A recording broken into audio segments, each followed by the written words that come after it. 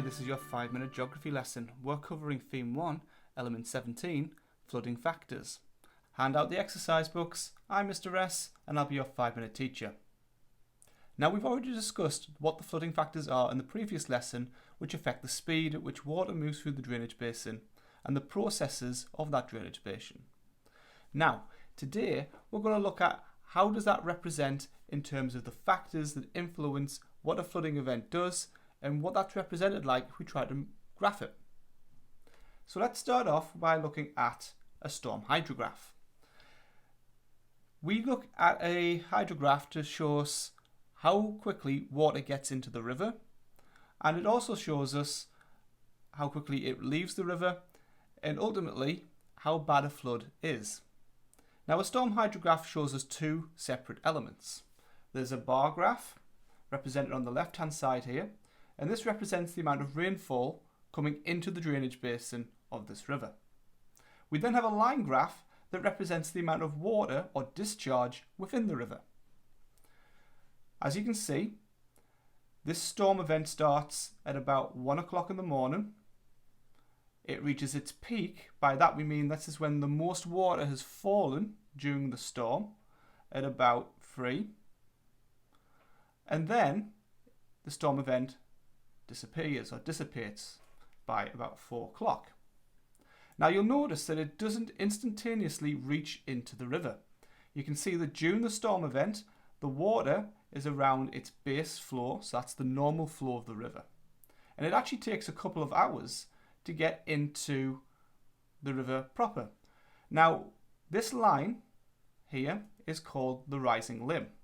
And this represents the water going into the river after it's rained. The steeper this line is, the quicker the water is reaching the river. And the same is so for the other side. So the falling limb represents the water leaving the river. And the steeper this line is, the quicker the water leaves. At the top, just like we have for rainfall, the peak discharge shows us at what point does this river have the most water flowing through it. When does it have its most discharge? And you can see it's about 1 o'clock. So it's taken 12 hours for the most amount of rainfall to go into the drainage basin to make it into the river. And this is called the lag time, the time it takes from the peak rainfall to the peak discharge. And that's important because it tells us a couple of different factors, such as if we had an urban area. Well, an urban area is not going to have very much vegetation and it's going to have lots of impermeable rock, so a lot of tarmac and a lot of concrete. If there's no vegetation, it's not going to intercept the water, so that's not going to slow it down.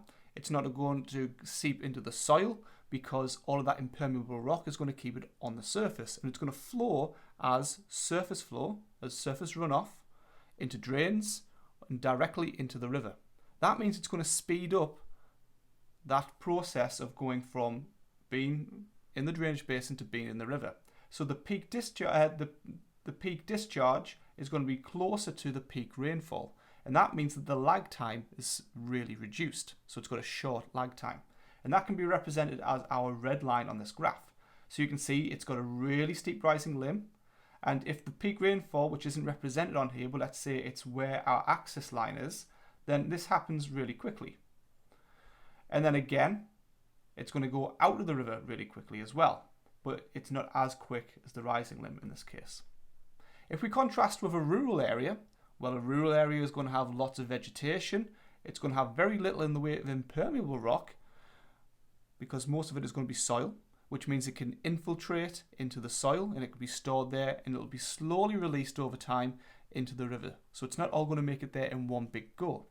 And there you can see that actually our rising limb is much more gentle and our falling limb is the same. And the reason why our falling limb is really gentle is because actually it's going to be fed water over a longer period of time but in small amounts. So it's not going to disappear as quickly, this discharge. And our peak discharge is about here. So you can see compared to the peak discharge here, it's much further away from our peak rainfall. So our lag time is much longer. It's taken much longer for the water to reach the river. And then finally, you can see the actual height of this bar. In the urban area, it is much higher. That means it's getting much more water in the river compared to the rural area. And again, this is because there's nowhere for this water to be stored in the urban area, and it's forced into the river very quickly. So all of the water from the rainfall reaches the river really quickly.